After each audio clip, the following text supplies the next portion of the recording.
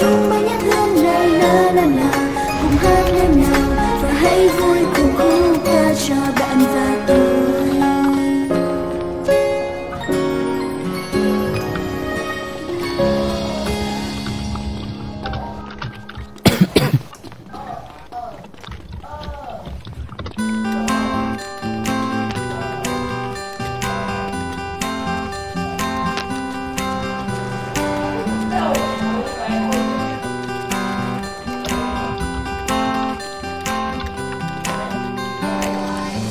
Em đang hát về người yêu dấu ân, có nghe chàng.